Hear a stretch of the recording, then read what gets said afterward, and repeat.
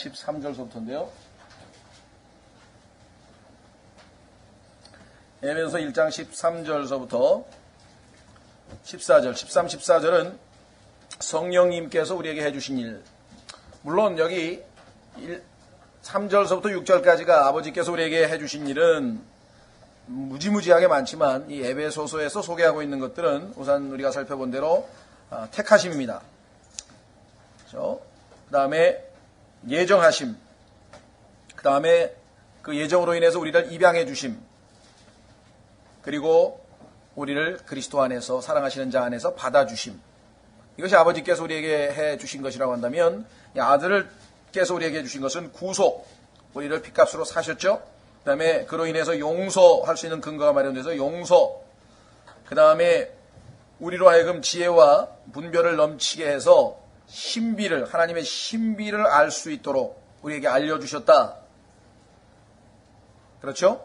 그러니까 예수 그리스도께서 우리에게 해주신 것 소개가 되어 있습니다. 이것 이외에도 셀 수 없이 많죠. 창세기부터 계시록까지 우리가 다 살펴보자면. 그러나 이 에베소서를 통해서 우리가 하나님께서 우리에게 해주신 가장 기본적이고 핵심적인 것, 특히 구원을 받고 복음을 깨닫자마자 우리가 바로 알아야 될 사실들입니다. 이게 구원받은 즉시로 우리가 알아야 될 사실인데, 이것은 왜냐하면 하늘에 있는 모든 영적인 것으로 복을 주셨는데 그 복들 중에 가장 기본적으로 중요하고 잘 알 수 있는 것들이기 때문에 그렇죠. 자, 그 다음에 이제 우리가 13절에 14절에 걸쳐서 성령님을 통해 성령님께서 우리에게 해주신 것 이렇게 되어 있습니다. 자, 그런데 미리 보시면 아시지만 6절에도 끝부분에 자신의 은혜의 영광을 찬양하게 하셨느니라.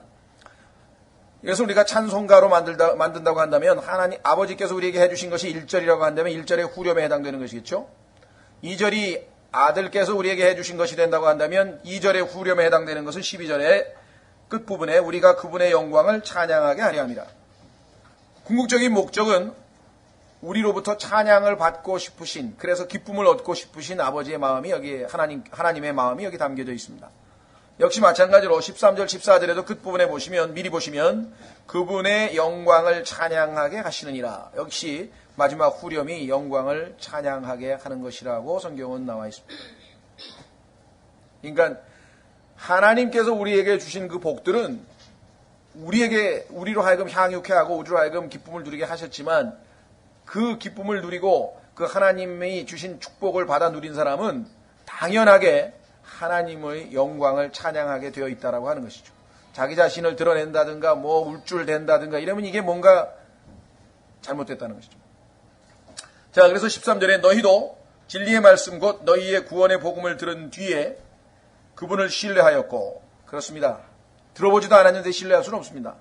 그래서 믿음은 들음에서부터 난다고 성경은 분명하게 말씀하셨어요. 자, 첫 번째 구원을 받기 위해서 제일 필요한 것은 들어야 합니다.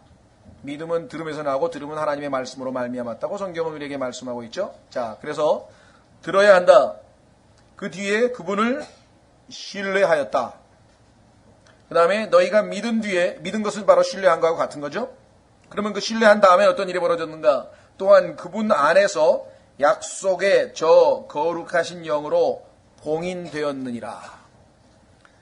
믿은 다음에는 이제 소유권이 이제 하나님께로 넘어가게 되는 겁니다. 그 믿음이라고 하는 것은 엄청난 변화를 가져오는 것이거든요. 믿음이라고 하는 것으로 인해서 일어난 변화가 여러 가지가 있는데, 그 변화 중에 하나는 뭐냐면 하나님의 것이 되었어요. 소유. 그래서 14절에 보십시오. 이 영께서는 값주고 사신 그 소유물이 여기 나와 있잖아요. 예수 그리스도를 믿는 순간에 뭔가 놀라운 일이 벌어졌는데 거래가 성사가 된 것이에요.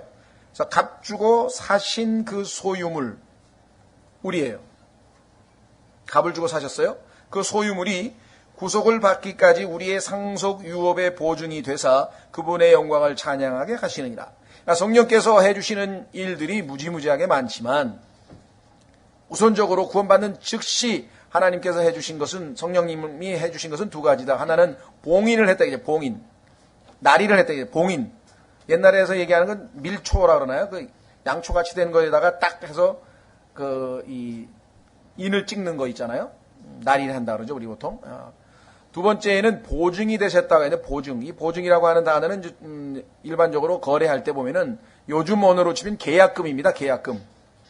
내가 어떤 물건을 마음에 들어서 사겠다 그러면은 거기에 일정의 예를 들면 10분의 1이면 10분의 1. 그 계약금을 내고 요즘에도 집 거래할 때 보면은 10분의 1 내나요? 10분의 1을 갖다가 계약금으로 내고 이제 나중에 잔금을 치르게 되겠죠. 그러니까 성령님께서 계약금을 내신 상황이기 때문에 그것은 무엇을 의미하냐면 반드시 최종적인 구매를 하겠다고 하는 그런 사실입니다. 그래서 우리는 마지막까지 그걸 기대하고 기다리고 있는 것이겠죠. 자, 그래서 우선 여기에 13절 보시면 진리의 말씀이라 했습니다. 그런데 그게 뭐냐면 곧 구원의 복음이에요. 물론 구원의 복음보다도 진리의 말씀은 범위가 더 넓습니다. 그렇죠?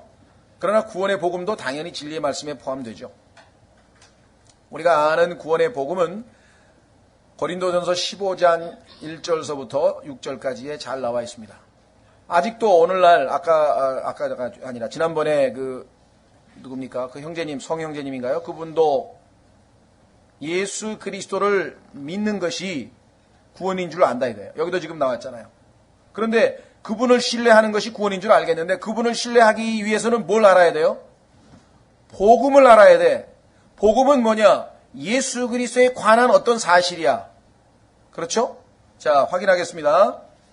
로마서 1장 보십시오. 로마서 1장. 로마서 1장에 보면은 복음은 하나님의 아들이신 예수님에 관한 거예요. 그러니까 예수님만 믿는다. 난 예수님을 믿는다. 그것만 가지고는 구원이 성립이 안 돼. 왜냐하면 그 앞에 뭔가 전 단계가 필요하다는 거죠. 그 전 단계는 복음을 들어야 돼요. 복음을 듣고 나야 예수님을 신뢰하게 되는 것이에요. 그런데 물론 그 복음을 들은 다음에 이제 뭐 여러 가지 있겠지만 그 중에 핵심적인 것은 두 가지죠. 복음을 듣고 하나님께로 돌이켜서 그걸 회개라고 하고 그 다음에 예수 그리스도를 믿고 그 두 가지예요. 두 가지 현상이 일어납니다. 자, 그런데 복음은 뭐냐? 죄송합니다. 로마서 1장.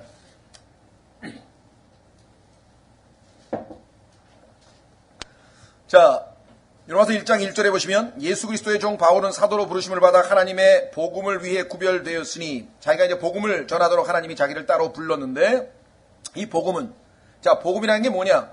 그분께서 자신의 대언자들을 통하여 거룩한 성경 기록들에 미리 약속하신 것으로 구약에 이미 많은 대언자들을 통해서 미리 하나님이 약속을 한 내용이 하나 있는데 그 내용이 뭐냐? 3절 자신의 아들 예수 그리스도 우리 주에 관한 것이라. 그러니까 이 복음을 들어야지 무조건 예수님만 믿는다 그러면 안 된다는 말이에요. 그러면 진리의 말씀 곧 구원의 복음을 듣고 난 뒤에 그분을 신뢰하였고 이 절차를 안 지키면은요 예수 믿는다 그러는데 뭘 믿느냐 이게 복음을 믿는데 복음이 뭐냐 그러니까 복된 소식이래. 그게 복된 소식이 뭐냐 그러니까 좋은 소식이래. 그게 좋은 소식이 뭐냐 그러니까 그거야 좋은 거 아니냐고. 이게 구원을 못 받은 거예요. 복음의 내용을 알아야 될 거 아니에요. 내용을. 예? 복음의 내용을 알아야 될 거 아니에요. 이런 사람이 여러분 주변에 얼마나 많은 줄 몰라요. 그러다가 위급한 상황이 되니까 구원을 받아야 되는데 지옥으로 안 가게 생겼는데 예수님을 자기는 믿고는 있는데 도대체 뭘 믿는지를 모르겠고 그러니까 막 헤매다가 그나마 그렇게 은을 찾듯 금을 찾듯 찾고 헤매고 다니니까 보내셔서 금방 준비된 마음으로 구원을 받을 수 있었죠. 그렇죠? 막판에 가서 하나님 예수 그리스도 오신 다음에 난 예수님을 믿었는데 왜 하늘나라 못 들어가니까 그 예수님을 믿기 전에 진리의 말씀 곧 구원의 복음을 들은 후에 믿으라 그랬는데 너 들어본 적 있냐 이거? 글쎄 듣기는 들었는데 그 뭐야 이게? 글쎄요? 뭘 믿는지 몰라. 지난번에도 우리 이무상 형제님도 말씀하셨잖아요. 어떤 할아버지가 믿는다 예수님 믿는다 해서 뭘 믿느냐 하니까 예수님을 믿는다는 거야. 뭘 믿냐니까 무조건 믿으면 된다는 거야. 이런 사람이 한둘이 아니에요. 지금 이게 저희가 여러분들이 웃어서 저도 웃었지만 사실 이게 울어야 될 때 이게 통곡을 해야 될 이게 지금 그렇잖아요. 믿고 싶은데 뭘 믿어야 되는지를 모르고 다니는 사람이 있다 이게. 자, 그러면 복음을 다시 복습을 하겠습니다. 고린도 전서 15장.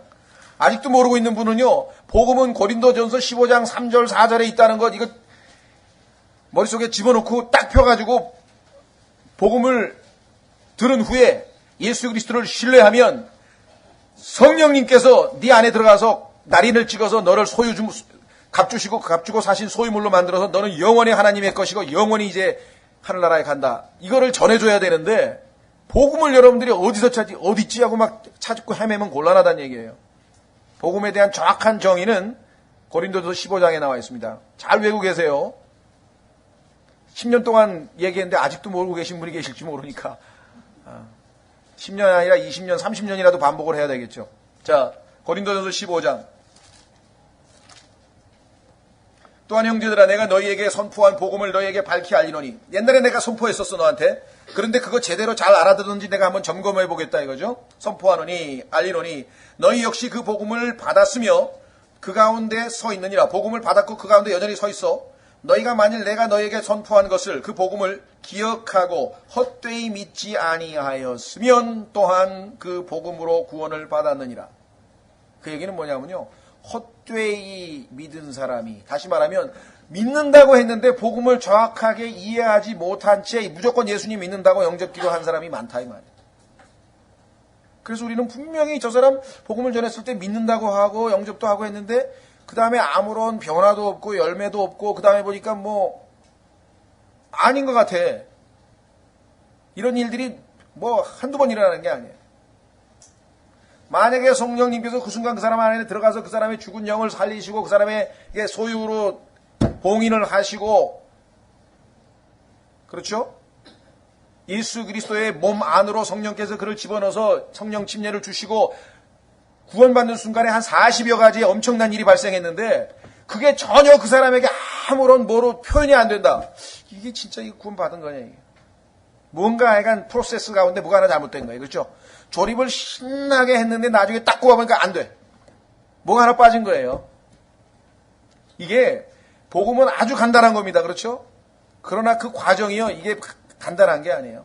영의 길이 어떤 길을 통해서 구원받는지 이건 아무도 모르는 거예요. 안에서 이게 엄청난 복잡한 일들이 지금 일어나고 있는 거거든요. 우리 안에서. 우리는 복음을 믿고 구원받는 게 굉장히 간단한 거지만 자동차 샀어요. 그렇죠? 사가지고 딱 키 꽂고 쫙 도니까 스타트가 탁 하더니 시동 걸렸어. 얼마나 간단해. 그런데 그거 되기까지 얼마나 복잡한 일이 벌어진 줄 아세요, 여러분들? 처음에 자동차 조립 부품이 2만 개가, 예? 여러분이 복음을 들을 때 여러분이 귀에서 말이죠, 그 고막이 몇 번 진동했는지도 몰라. 진동해가지고 그 음성을 듣고 들어가지고 머리로 가가지고 뇌로 가서 뭐 알아듣고 이해가 됐고 말이죠.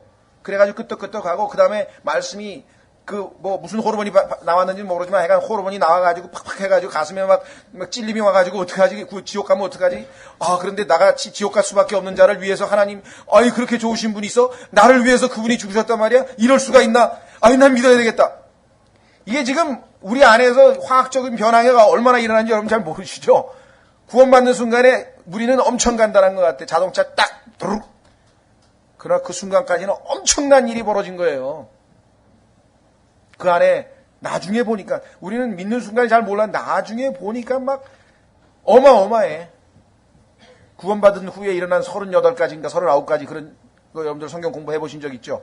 그 공부 안 해보신 분 있으면 찾아서 공부하세요. 조직신학 책에 보면은 구원받은 직후 일어난 38가지인가 9가지의 변화가 있어요. 아버지와의 관계는 어떻게 변했고, 예수님과의 관계는 어떻게 변했고, 성령님과의 관계는 어떻게 변했고, 모든 나의 신분 변화는 어떻게 일어났고, 나의 미래는 어떻게 바뀌었고, 이 과거는 어떻게 바뀌었고, 현재 다 나와요. 엄청난 일이 벌어져요. 자, 헛되이 믿은 경우도 분명히 있다는 사실을 여러분 잘 아셔야 됩니다. 많은 사람들이 나중에 가서 저는 구원 받았는 줄 알았었거든요. 나중에 알고 보니까 뭐 부품이 하나 빠져. 뭐가 잘못됐대. 아니라는 거죠. 변화가 안 일어났대. 스파크 시동이 안 걸렸어. 여러분들 그 전기에 나사 하나 있잖아요. 그렇게 딱 꼽는 거. 그거 하나 빠지면 시동 안 걸려요. 딱 꼽으면 시동 딱 걸리는 거예요. 자, 간단합니다. 3절. 내가 또한 복음의 내용을 설명하는 거예요. 옛날에 내가 전했던 복음을 너에게 알려준다. 다시 한번 알리겠다. 받은 것을 무엇보다 먼저 너희에게 전하였노니, 그 전한 내용이 뭐냐? 그것은 첫째, 성경 기록대로. 이거 중요합니다. 여러분들 복음 전할 때 이 말씀 자꾸 빼는데요. 여러분이 발명해낸 거 아니에요. 무슨 유명한 사람이 얘기한 것도 아니고 하나님께서 전지전능하신 하나님께서 영원하신 하나님께서 성경에다가 예전에 아까 얘기했잖아요. 복음은 대언자들을 통해서 미리 다 기록해놨다 그랬잖아요. 우연히 뭐 즉흥적으로 된 일이 아니라는 것. 자, 성경 기록대로 그리스도께서 아까 나왔죠? 복음은 누구에 관한 거라고요? 그리스도에 관한 거라 그랬잖아요. 그리스도에 관한 거. 자, 그럼 그리스도께서 어떻게 했다고요? 우리의 죄들로 인하여 죽으시고. 자, 이게 이제 중요합니다. 내가 내 죄로 인하여 죽었다. 그건 당연하죠. 죄 삭은 사망이니까. 그렇죠? 어떤 사람이 죽었다. 그 사람 부처가 자기 죄로 인해서 죽었다. 마호메트가 자기 죄로 인해서 죽었다. 뭐 이상할 거 없어요. 자기가 자기 죄로 인해서 죽었다. 그러면 그리스도가 자기의 죄로 인하여 죽으시고, 이게 정상이어야 되는데 그리스도는 자기의 죄가 없으신 분이라고, 짓지도 않으셨고 죄를 알지도 못하시고 죄와 상관도 없으시고 죄와 아무런 관계가 없는 분이라고 성경에 나와 있다. 그러면 그 그리스도의 죽음은 우리의 죄로 인하여, 우리 죄 때문에 죽으셨다 이 말이에요.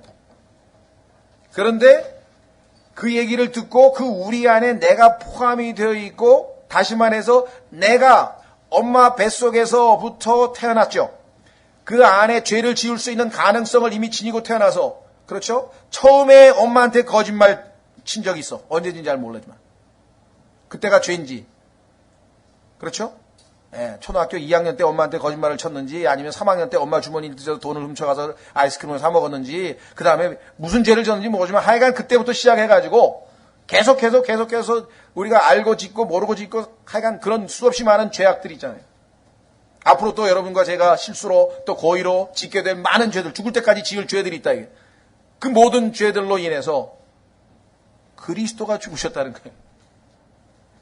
그리스도가 우리의 죄들로 인하여, 구체적으로 얘기하면 내 죄로 인하여 죽으시고, 이게 복음이에요.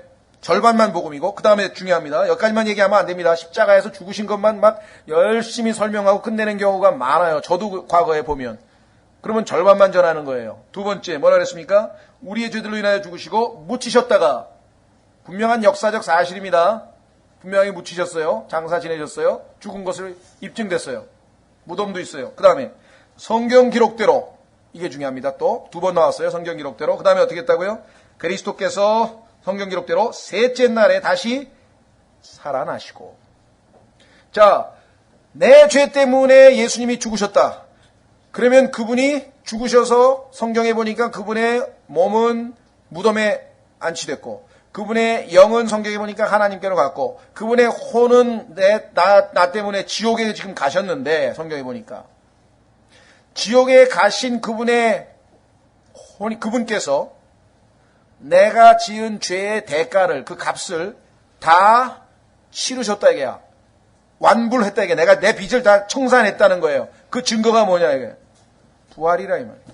만약에 예수 그리스도께서 부활하지 않고 아직도 지옥에 가 계시면 아직도 내 죄값을 다 못 치르신 것이 되는 거예요. 지금도 죄를 갚고 계신 거예요. 무슨 말 이해가 되세요? 그러니까 부활이라고 하는 것은요, 나의 칭의의 기초가 되는 거예요. 만약에 예수님이 부활하지 않으셨으면 하나님이 나를 의롭다고 선언하실 수가 없다 이 말이에요. 아시겠습니까? 자, 로마서 4장으로 갑니다. 로마서 4장 25절도 여러분들이 반드시 암기하고 계셔야 될 구절이에요. 왜? 바로 이 복음의 결과가 나와 있기 때문에. 로마 4장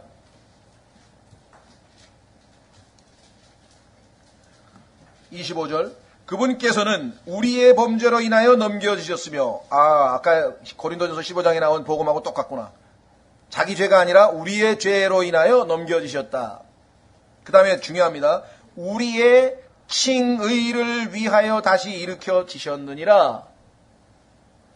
예수님이 부활하셨다는 얘기는요, 여러분과 저의 죄 문제가 완전히 100% 해결받다는 얘기예요.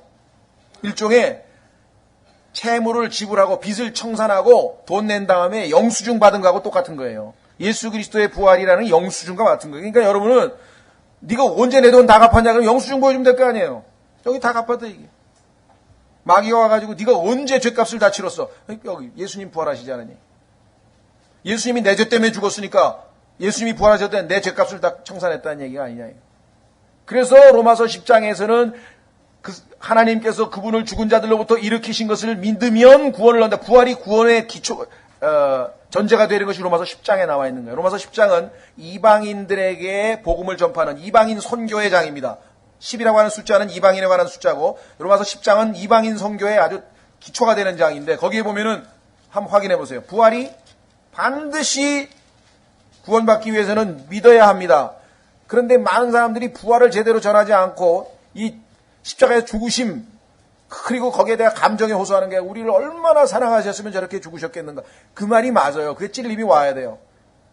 그러나 부활은 반드시 복음에 필요하다. 보세요. 로마서 10장에 뭐라고 얘기했나.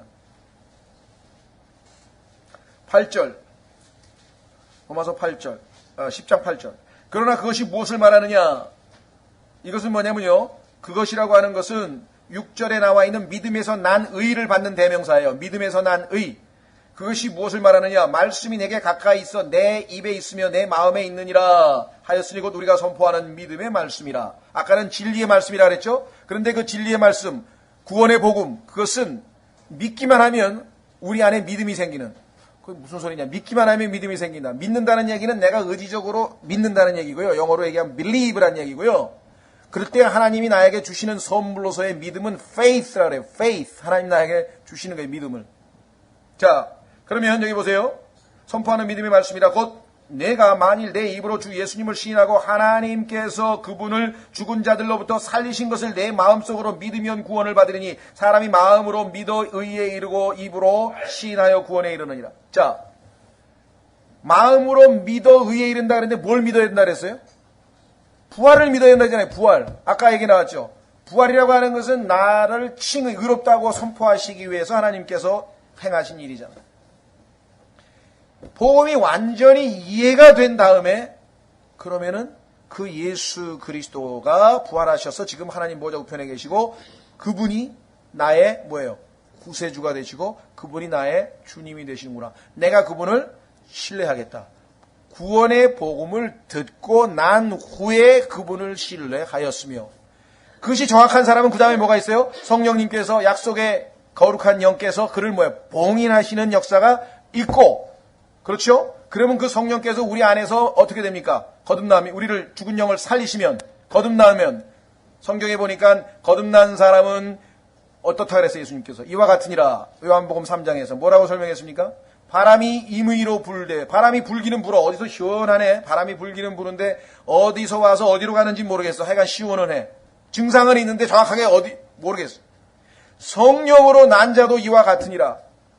뭔지는 모르겠는데 내 안에 뭔가 있어. 뭔가 바뀌었다 이게. 마음이 갑자기 평안해지고 갑자기 기쁨이 생기고 막 형제들이 보니까 막 반갑고 막 성경을 읽고 싶고 막 교회를 가고 싶고 찬송을 부르고 싶고. 뭔지 모르지만 뭔가 있었다 이거예요. 그런데 그 효과가, 이펙트가 전혀 없었다. 그럼 앞부분에 뭐가 잘못됐다 이거예요. 복음을 제대로 못 들었든지 이해가 못 됐든지 신뢰를 제대로 안 했든지 그냥 머리로 끄떡끄떡하고 마음으로 안 믿었든지 뭔가 하나가 과정에 잘못됐다는 거예요. 그래서 이게 복음을 통해서 구원 얻는 것이 엄청 간단한 것 같지만 그 안에서 일어나는 그 엄청난 과정은 사실은 이건 그 성경에서는 영의 길은 이게 영의 길이잖아요. 영이 하는 일들이기 때문에 도저히 우리가 감당할 수 없는 하나님만이 아시는 일이에요. 우리가 함부로 판단도 안 하지만 그렇죠? 함부로 판단도 안 하지만 자, 이왕 얘기가 나왔으니까 다시 에베소서로 가서 에베소서 2장에 보시면요. 1장에 보시면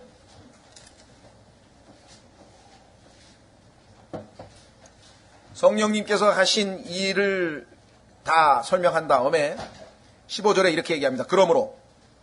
이러므로 자, 아버지께서 이렇게 엄청난 축복을 주시고 아들께서 이렇게 엄청난 축복을 주시고 성령께서 우리에게 이와 같이 엄청난 축복을 주셨으니 그러므로 자 보세요. 이러므로 주 예수님을 믿는 너희의 믿음과 모든 성도를 향한 사랑에 대해 들은 뒤에 나도 기도할 때 너희에 관하여 말하며 너희로 인해 감사하기를 그치지 아니하고.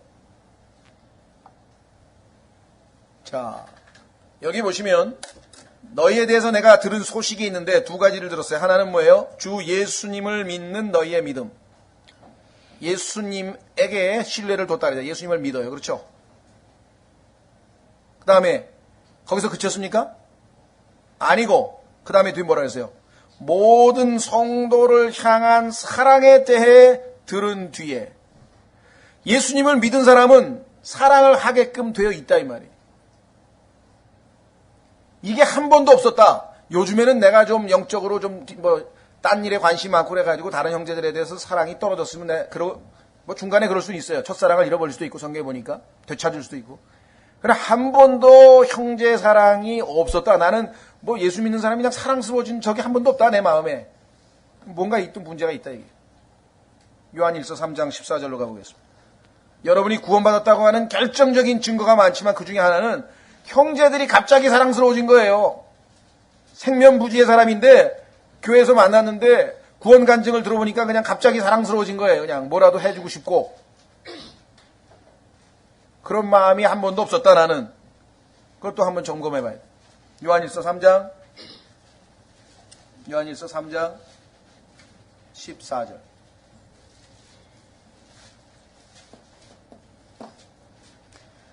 우리가 형제들을 사랑함으로 사망에서 생명으로 옮겨진 줄을 알거니와. 여러분 안에 여러분 옆에 있는 형제자매들이 사랑스러웠던 적이 지금도 사랑하면 더 좋고요. 너무나 하여간 그리스도인이 예수 그리스도를 믿는 그 그리스도인이 사랑스러워졌던 적이 있다면 여러분들은 확실하게 구원받은 거예요. 여기 나와 있잖아요. 사망의 생명으로 옮긴 줄 안다 그랬죠. 자, 5장으로 가보세요. 요한일서 5장. 또 나옵니다.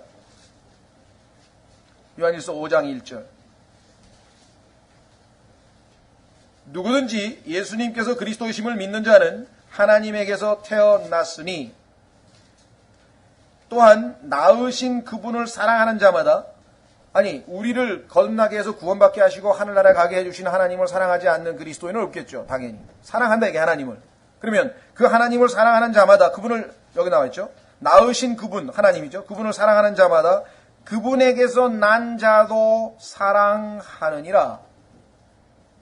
다른 그리스도인을 사랑하게 돼 있다 이게요. 같은 생명이기 때문에. 그렇죠? 여러분 해외 나가보세요. 해외 나가보면은요. 어디서 한국 사람들끼리 쫑알쫑알대면 한국 사람이세요? 하고 가서 간다. 왜? 핏줄 때문에. 그렇지 않아요? 반갑잖아요. 생명부지의 사람이라 반갑다 이 말이에요. 똑같아요. 그리스도인 마찬가지라 이게. 하나님에게서 태어난 다른 사람을 사랑하게 돼 있는 것이. 그렇죠? 자, 갈라디아서 5장.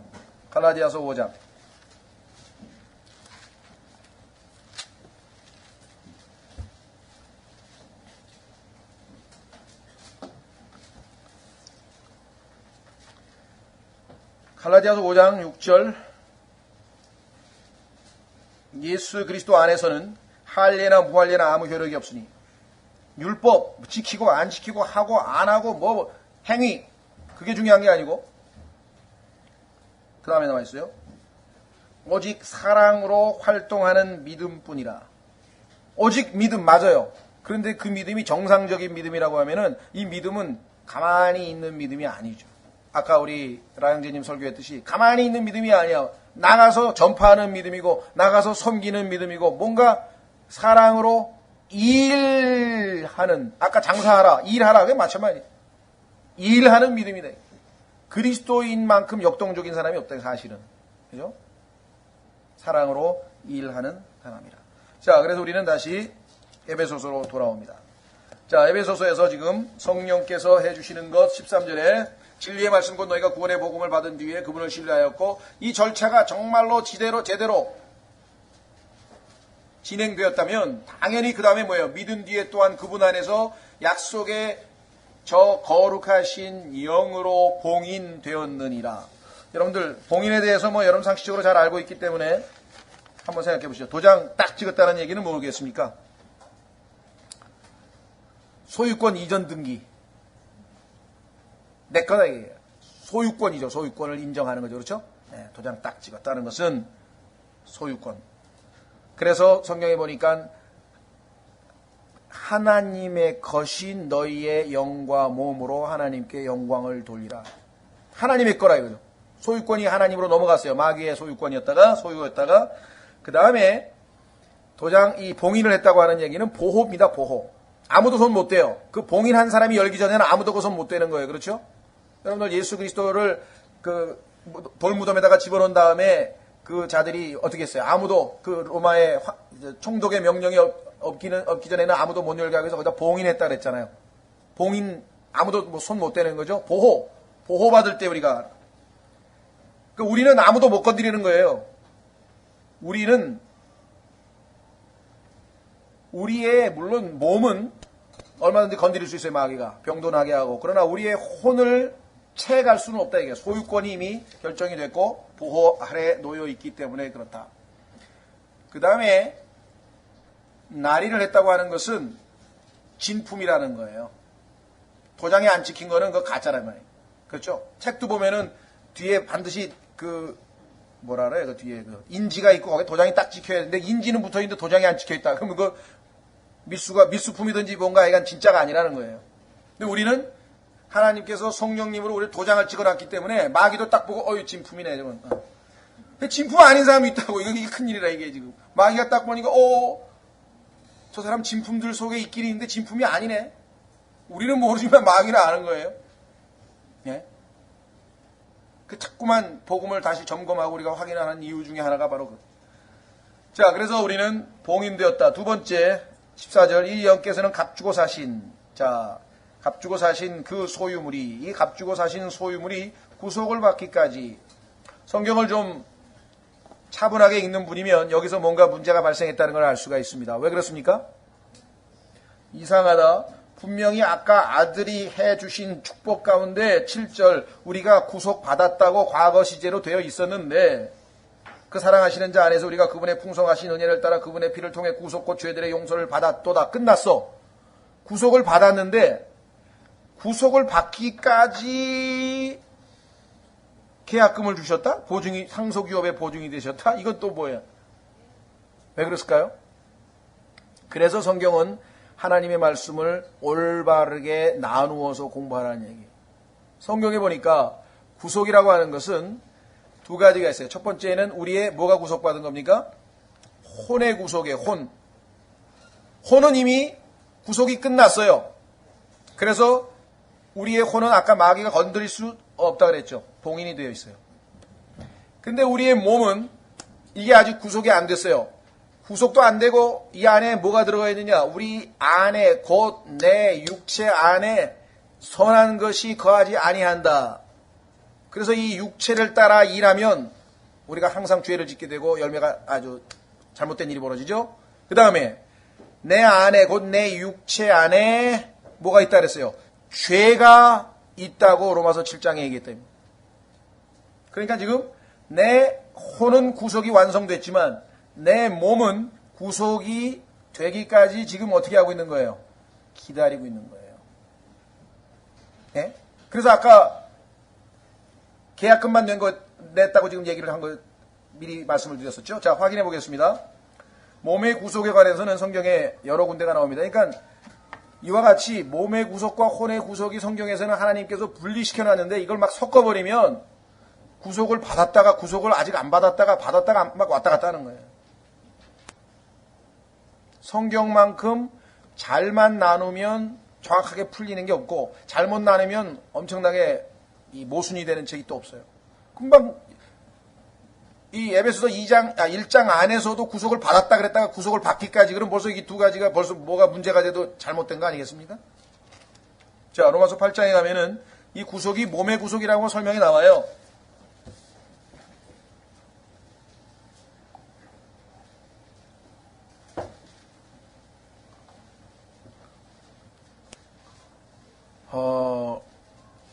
어떤 일부 아마 교단인지 뭐 하여간 어떤 그런 데서 가르칠 때 보면은 마치 이 땅에서 정말 이 헌신되고 주님을 위해서 이 섬기는 삶, 올바른 그리스도인의 삶을 살지 못한 사람들은 혼만 구속받고 몸은 구속 못 받는 것처럼 또 이상하게 가르치는 데도 있는데 아닙니다. 구원은 우리의 전인격, 전체를 다 구원하는 건데, 다만 우리의 몸은, 그렇죠? 우리의 몸은 예수 그리스도께서 재림하실 때에 구속이 완성이 되는 겁니다. 그때까지 우리를 봉인해서 확실하게 또 다운 페이먼트, 아까 얘기한 것처럼 그 계약금을 미리 냈고, 또 아까 얘기했던 earnest, 보증금이라고 하는, 보증이라는 단어는요, 번역하면은 무슨 뜻이 또 되냐면은 뭐라 하나요? 약혼 반지하고 같은 거예요. 그러니까 결혼을 하겠다고 이제 약속을 하면서 반지를 준 거예요. 당장 아직 결혼은 이루어지지 않았지만, 혼인식은 나중에 있을 거 아니에요, 우리가. 주님 오시면. 그렇죠? 자, 그래서 로마서 8장에 보세요. 뭐라고 되어 있는가? 23절. 자, 로마서 보시면 18절부터 보겠습니다. 로마서 8장 18절서부터 보면은 사실 엄청난 얘기가 나오는데, 내가 생각하건대 현재의 고난들은 앞으로 우리 안에 나타날 영광과 좋게 비교할 수 없도다. 고난이 없다는 얘기 아닙니다. 있지만 영광과 비교해 보면은 상대가 안 된다.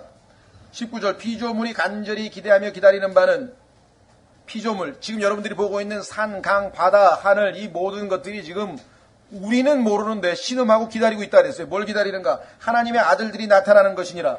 하나님의 아들들, 여러분과 전대, 우리가 나타난다는 얘기는 또 뭐예요? 요한 1서에 보니까 우리가 하나님의 아들이야, 지금 현재 신부는. 그런데 우리가 장차 어떻게 될지는 아직 나타나지 아니하였으니, 그래서 왜? 우리 안에 계신 예수님은 지금 우리 안에 숨겨져 있기 때문에 사람들이 볼 수가 없어요.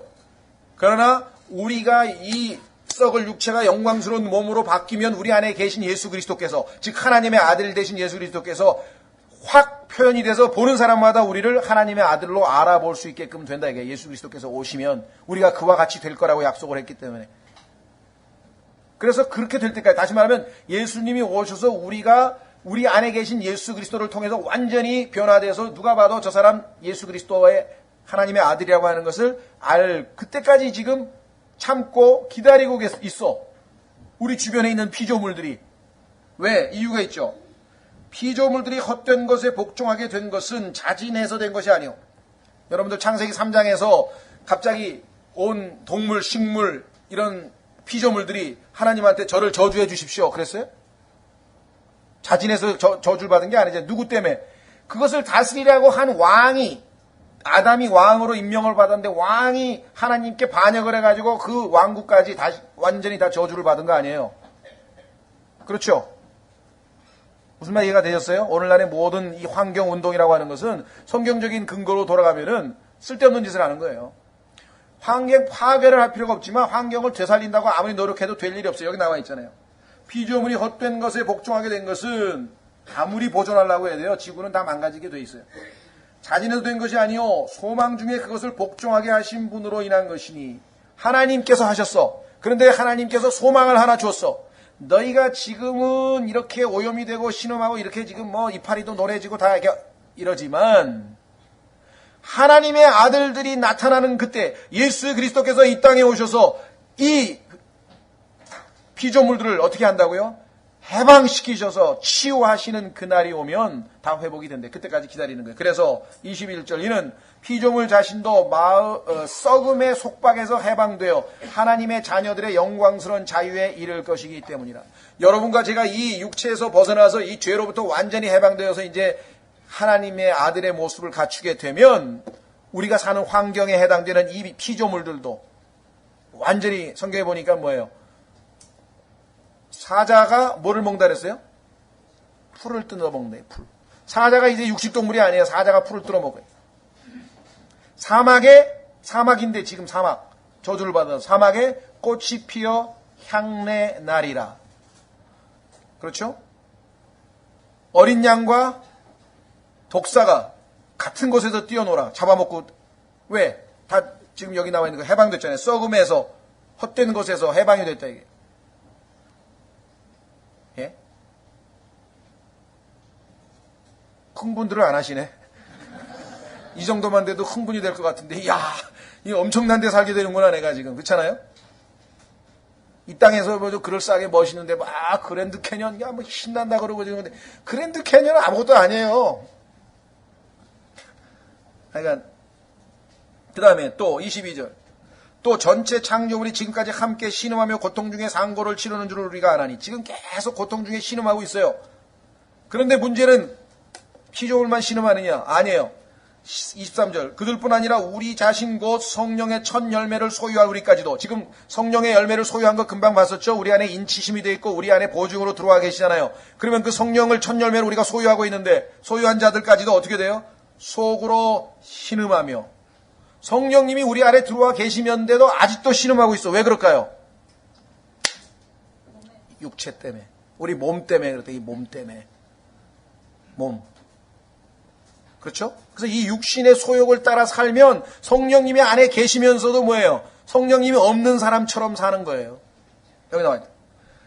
속으로 신음하며 양자 삼으심. 아까 우리 양자가 됐다 그랬죠? 그런데 양자를 또 삼으신데 나중에 왜? 이게 몸에 해당되는 거잖아요. 거기 뒤에 뭐라 그랬어요? 즉 우리 몸의 구속을 기다리면. 그러니까 지금 에베소서 1장 14절에서 얘기하는 값주고 사신 소유물의 구속의 때까지 기다린다는 얘기는 몸에 대한 얘기구나. 혼은 이미 구속을 받았다고 7절에 얘기를 했으니까.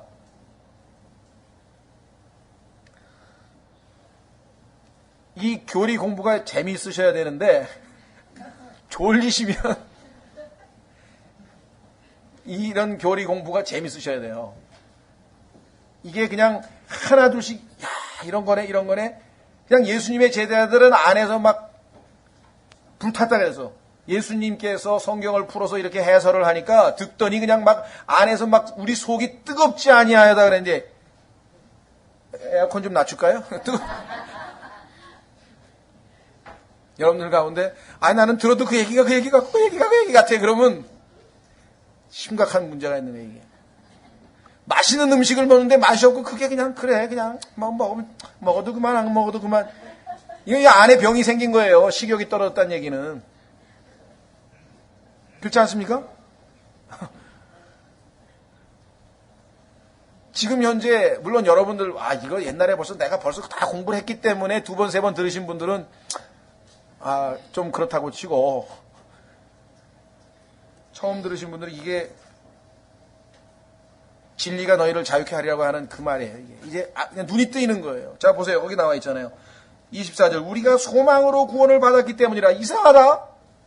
소망은 미래 얘기인데 난 벌써 구원받았는데 이 얘기가 지금 무슨 구원 얘기하는 거예요. 몸의 구원에 대한 얘기를 하고 있는 거예요. 그러니까 성경에서 구원을 받을 것이라 미래 시제가 나오면 이게 무슨 소리야 갑자기. 이미 구원받았는데. 그러나 보이는 소망은 소망이 아니니 어찌하여 사람이 보는 것을 여전히 바라리요. 안 보이니까 우리가 소망을 가지고 있죠. 소망이란 단어도 조심하십시오. 영어로 얘기하면 이게 호프인데요. 호프. 다음 주일에 꼭 오시는 거죠. I hope so. 나는 그렇게 소망합니다. 그러면 올 수도 있고 안 올 수도 있다는 얘기예요. 세상 사람들은 그래요. I hope so. 그러고 싶긴 한데요. 성경에서 말씀하시는 호흡은 그게 아니에요. 100% 된다는 얘기예요.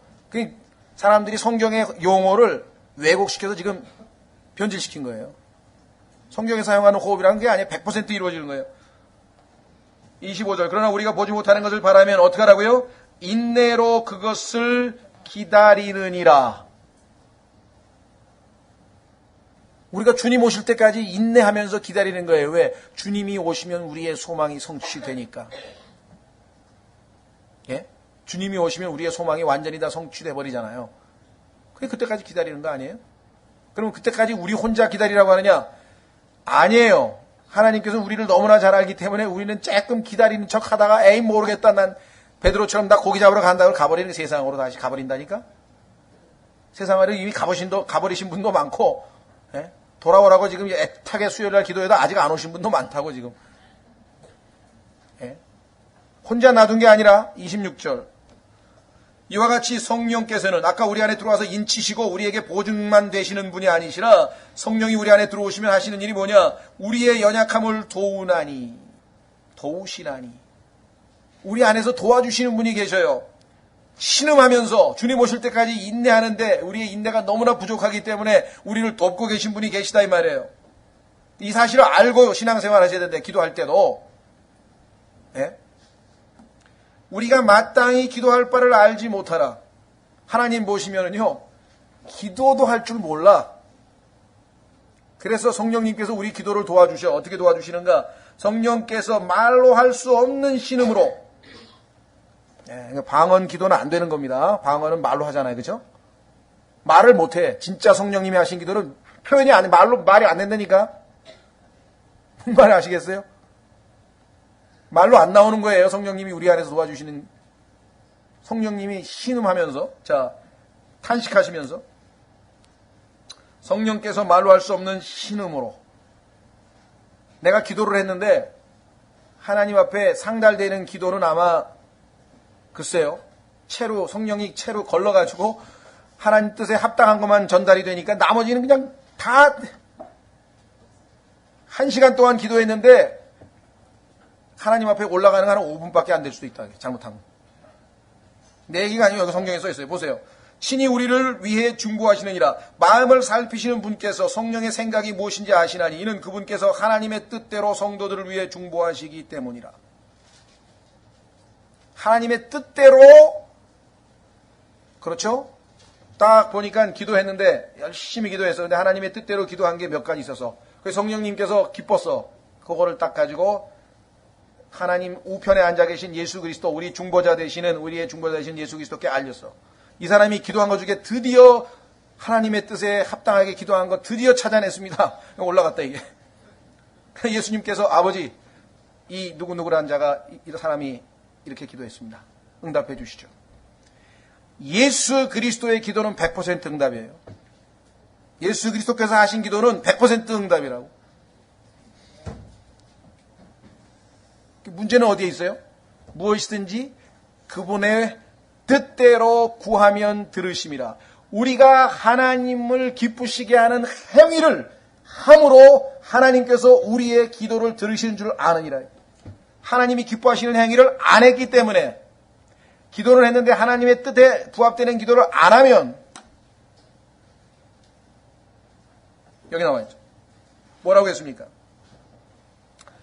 하나님의 뜻대로 성도들을 위해 중보하시기 때문이라. 그러니까 성령님께서 우리의 기도를 걸러가지고 하나님의 뜻에 부합되는 기도만 올라가는 거예요. 나머지는 다. 그러면 어떻게 해야 돼요? 우리는 열심히 기도한 다음에 맨 마지막에 어떻게 하면 됩니까? 예수님처럼 하면 되죠. 내 뜻대로 마옵시고 아버지의 뜻대로 하옵소서. 왜? 내가 한 기도가 100% 하나님의 뜻대로 부합됐는지 모르잖아요. 나는 하나님의 뜻에 맞다고 열심히 기도를 했지만 아닐 수도 있잖아요. 그렇죠? 여기 성령님께서 하나님 앞에 우리의 기도가 상달되는 그 프로세스 과정을 보면은요, 성령님이 1차로 다 걸르는 거야. 그리고 예수님에게 올라간 기도만 응답이 되는 거야. 그렇죠? 자, 그래서 우리는 성경을 통해서 몸의 구속에 대해서 보고 관련된 구절을 살펴보았습니다. 자, 이제 다음 시간에 이제 구체적으로 기도 내용은 많이 할 텐데요. 잠깐 오리엔테이션 주고 잠깐 얘기하고 마치겠습니다. 여기 보시면 14절까지 엄청난 축복을 받았는데 그리스도인들이 이 사실을, 여러분도 지금 저도 그렇고 마찬가지고 머리로는 지금 공부를 해서요. 알아요. 아, 하나님께서 이렇게 해주셨구나. 아, 아들께서 나를 내 혼이 구속받았구나. 아, 그래서 나에게 분별력을 줘. 내가 하나님의 신비도 내가 이제 알게 됐구나. 많은 축복들을 내가 지금 머리로 해서 알기는 알아. 그런데 이것이 실제로 나의 삶에 효과적으로 역사하고 내 삶을 변화시키느냐 하면 바울이 봤을 때는 뭐예요? 아니더라 이 말이죠. 여러분과 저도 그렇잖아요. 성경을 엄청나게 공부했잖아요. 그런데 우리 삶의 변화는 물론 없는 건 아니야. 근데 있기는 있는데 이 엄청나게 인풋 된 거에 비하면 아웃풋이 너무 적어. 이게 이상해 뭐가. 그렇죠? 그래서 하나님의 말씀이 머리로만 우리가 이해되는 거하고 그것이 내 마음에 와 닿아서 나로 하여금 행동을 하게 하고 변화하게 하게 되는 건 좀 별개의 문제다. 그것을 위해서 지금 바울이 기도하는 거예요. 자, 보세요. 15절. 이러므로 주 예수님을 믿는 너희의 믿음과 모든 성도를 향한 사랑에 대해 들은 뒤에, 믿음과 사랑 절대로 따로 노는 게 아닙니다. 제대로 된 믿음은 당연히 사랑을 동반하게 돼 있어요. 아까 나왔잖아요. 사랑으로 일하는 믿음. 그렇죠? 사랑으로 일하는 믿음. 성경에 보면은 이런 구절들이 반복돼서 굉장히 많이 나오죠. 기도할 때 너희에 관하여 말하며 너희를 인해 감사하기를 그치지 아니하고. 참 바울은 너무나 우리의 본이 되는 것 같아요. 바울 스스로도 물론 자기가 그냥 자랑해서 쓴 건 아닙니다. 하나님께서 성경에다 기록하라고 해서 할 수 없이 쓰고 싶지도 않아 썼겠을 것 같아요. 제가 볼 때. 그렇죠? 바울이 내가 예수 그리스도를 따르는 자가 된 것처럼 너희는 나를 따르라. 바울이 뭐 그렇게 쓰고 싶어서 썼겠어요? 내가 볼 때는 바울의 그 성정으로 봐서 겸손한 바울이 그렇게 쓰고 싶진 않았는데 하나님께서 쓰라 그래 하셔서 쓴 거예요. 제가 보기엔 그렇지 않아요? 이 세상에 인간이 어느 누구가 그렇게 담대하게 내가 예수 그리스도를 따르는 자가 된 것처럼 너희는 나를 따르라 이렇게 쓸 수 있겠어요? 하나님께서 보니까 바울은 정말 예수 그리스도를 하나님이 원하시는 기뻐하시는 수준만큼 따라간 거예요. 그래서 예수 그리스도가 우리의 본이 되지만 역시 바울도 우리에게 본으로 주십니다. 여기 보세요. 기도하는데 너희에 대하여 관하여 말하며 너희로 인해 감사하기를 어떻다고요? 그치지 아니하고. 바울도요. 낮에는 텐트 만들고 밤에는 복음 전하고 그 다음에 또 이동도 그냥 걸어서 했잖아요. 얼마나 이게 보통 피곤한 삶을 사는 사람이 아니거든요. 성경에 보면. 근데 뭐 기도를 또 바울이 기도의 대상이 또 한둘이어야지. 이제 교회가 지금 세운 교회도 얼마나 많고. 데살로니가전서에 보면은 쉬지 말고 기도하라 그랬는데 여기 나왔잖아요. 그치지 않고 그치지 말고 기도하라는 얘는 진짜 그치지 말고 기도해. 여러분 어떤 분은 또 그러네. 아니 그럼 밥은 언제 먹어요? 24시간 내내 기도만 하면 밥을 언제 먹네? 무슨 뜻일 것 같아요? 그치지 말고 기도하라는 얘기는. 기도만 하면 아무것도 못하잖아. 성경도 못 읽고 아무것도 못하잖아. 그런 얘기가 아니고 그치지 말고라고 하는 얘기는 중단하지 말라. 뭐로 중단하지 말아요? 예. 오늘 조금 피곤하니까 오늘은 쉬자. 내일은 친구 만나야 돼. 바쁘니까 좀 쉬자. 그렇죠? 그러니까 뭐 바쁘다고, 그 다음에 뭐 아프다고, 그 다음에 뭐 어떤 그러한 환경적 요인에 의해서 기도를 중단하지 말라. 플러스 알파. 기도하고 싶은 마음이 안 생겨서 기도 안 하고. 그렇죠? 그러니까 기도하고 싶어도 기도하고, 기도하기 싫어도 기도하고, 눈이 와도 기도하고, 비가 와도 기도하고, 날씨가 좋아도 기도하고, 날씨가 좋지 않아도 기도하고. 다시 말하면 그런 의미에서 구분하지 말고 항상 쉬지 말고 기도하라 이 말이에요. 오케이? 자, 그래서 그 기도의 내용을 보시면은요, 잠깐 읽고 오늘은 마치겠습니다. 우리 주 예수 그리스도의 하나님 곧 영광의 아버지께서 하나님께서 너희에게 뭘 해주시기를 바라는가? 너희의 건강을 지켜주시고 너희의 사업을 풍요롭게 해주시고 자손이 잘되게 해주시고 회사가 잘되게 해주시고 모든 문제를 해결해 주시고 세상에서 인정받게 해주시고 그런 내용이 아니에요. 네? 여러분에게 그런 기도를 하지 말라는 얘기가 아니라 그런 기도도 해야 되지만 바울의 기도를 성경에다 하나님께서 그렇게 놓은 것은 이게 샘플이란 말이에요. 하나님이 기뻐 받으시는 기도 바로 이런 기도다 이거죠. 아, 이렇게 기도하는 거구나. 네? 하나님께서 뭘 해주시면 돼요? 우리는 없는 거를 달라고 자꾸만 기도하는 거야. 네? 돈을 주시고 건강을 주시고. 그런데 바울은 저 사람들은 이미 많은 걸 가지고 있는데 자기가 부자인 걸 모른다 이거야. 그걸 빨리 눈을 떠서 보게 해주라는 거예요. 지금 얘기했잖아요. 아버지가 해주신 것, 아들이 해주신 것, 성령이 해주신 것 엄청난 부자인데 가난하게 살고 있으니까 자기가 부자라는 걸 빨리 깨닫게 해달라고 eyes of understanding, 지각의 눈을 열어달라고 주여 내 눈을 열어주소서. 성경의 시편에도 나오잖아요. 그것만 열어서 보면 돼. 여러분 엘리사 사건 아시죠? 엘리사가 보니까 이스라엘을 쳐들어오는 군대, 시리아인지 아시리아인지 하여간 군대가 그냥 엄청나게 쳐들어와가지고 지금 보니까 이 나라가 이제 금방 망하게 생겼어요. 그러니까 그냥 엘리사의 옆에 있던 그 제자가 있다가 아이고 우리는 이제 큰일 났습니다. 이제 뭐 엄청난 군대가 몰려옵니다. 그 엘리사가 평안하게 가만히 있는 거야. 그러면서 기도하기를 하나님 이 주의 종의 눈을 열어주소서. 그 기도를 딱 해서 딱 보니까 그 군대보다 더 많은 하나님의 군대가 천사들이 옆에 쫙 배열하고 있는 거야 뒤에. 예? 여러분이 지금 아버지, 아들, 성령께서 우리에게 하늘에 있는 온 모든 영적인 것으로 복을 주셨고 그 복으로 인해서 우리가 얼마나 큰 부자란 사실을 알면 지금같이 이런 식으로 신앙생활을 안 할 거란 얘기죠, 바울은.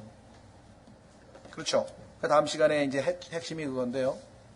예화를 하나 재미가 있을지 없을지 잘 모르겠네. 별로 재미가 없을 것 같은데. 옛날에 그 실제 인물입니다. 이 윌리엄 크러스트라고 하는 사람이 하나 있는데 이 사람은 골동품 수집가예요. 아주 그냥 비싼 거 있잖아요. 막 아주 옛날에 그 아주 하나에 뭐 몇억씩 뭐 몇십억씩 하고 뭐 이런 거. 그 골동품을 수집하는 사람인데 딱 어느 날 보니까 자기가 정말 갖고 싶은 골동품이 딱 있는 거예요. 그래가지고 자기 그 직원을 시켜가지고 전 세계를 뒤져서라도 이걸 찾아오라 이거야. 그래가지고 그냥 그거 찾으러 이제 갔어요. 얼마 있다가 왔어요. 주인님, 사장님 찾았습니다. 어디 있더냐니까 사장님 댁 창고에 있습니다. 에? 우리 집 창고에 있어? 에? 그래서 자기가 가지고 있는 카탈로그에 딱 보니까 자기 집에 보관되어 있는 그 보물 창고의 목록에 딱 들어가 있는 거예요.